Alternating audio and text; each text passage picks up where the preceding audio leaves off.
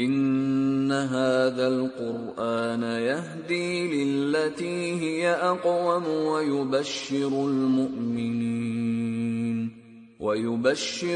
मुअमिनीन अल्लज़ीन यअमलूनस्सालिहाति अन्न लहुम अजरन कबीरा। अऊज़ु बिल्लाहि मिनश्शैतानिर्रजीम बिस्मिल्लाहिर्रहमानिर्रहीम।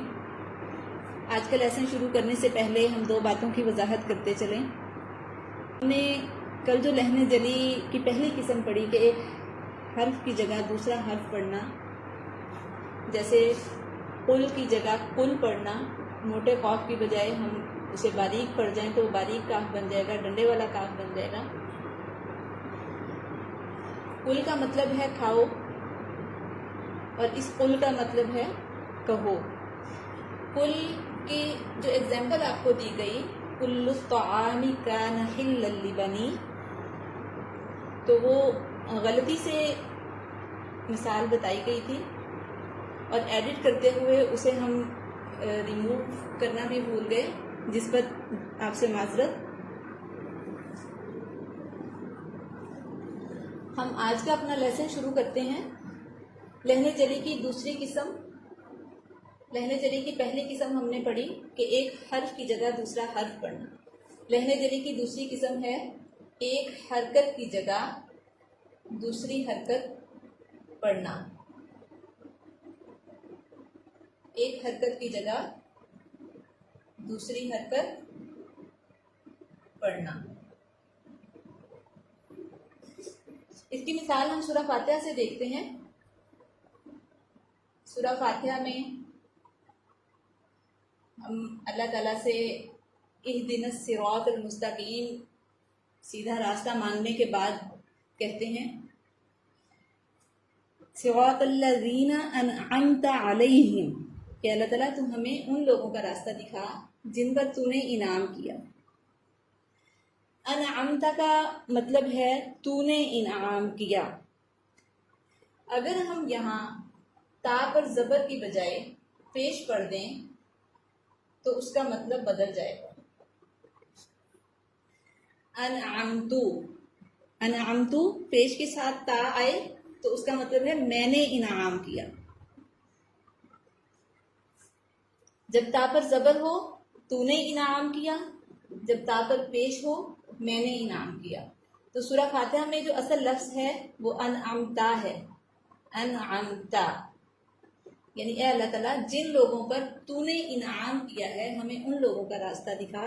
तो अगर हम उसको अनअमतु पढ़ेंगे, ता पर पेश पढ़ेंगे तो इससे तर्जुमा बदल जाएगा और ये भी लहने जली है, हमें इससे बचना चाहिए। दूसरी एग्जाम्पल हम देखते हैं जन्नती।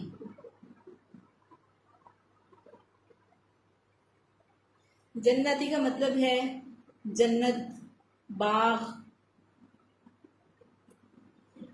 जैसे सूरह गाशिया में आयत नंबर 10 में है फी जन्नतिन आलियह,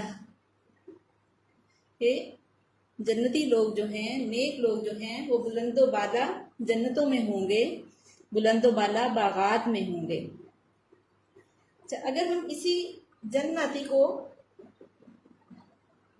हरकत बदलकर और तरह से पढ़ें, नून के नीचे जेर कर दें, जिन्नती पढ़ें तो इसका मतलब बदल जाएगा।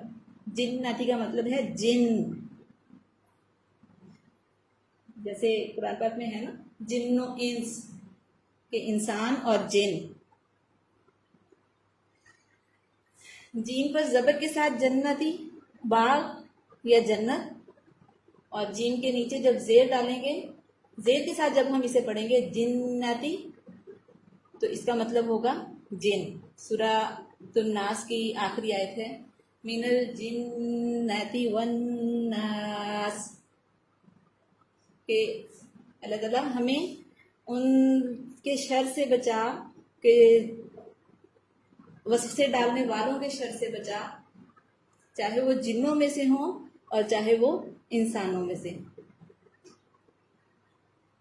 तो यहाँ पर भी आपने वाज़ेह तौर पर देखा कि जन्नती और जिन्नती में कितना फ़र्क है कि सिर्फ एराब की गलती से हरकत तब्दील कर देने से उसका मतलब चेंज हो गया है।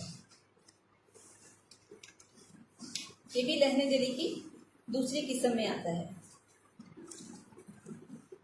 अब हम लहने जली की तीसरी किस्म पढ़ते हैं।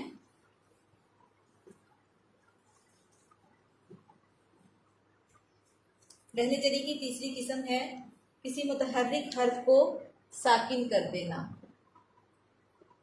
किसी मुतहर्रिक हर्फ को साकिन कर देना।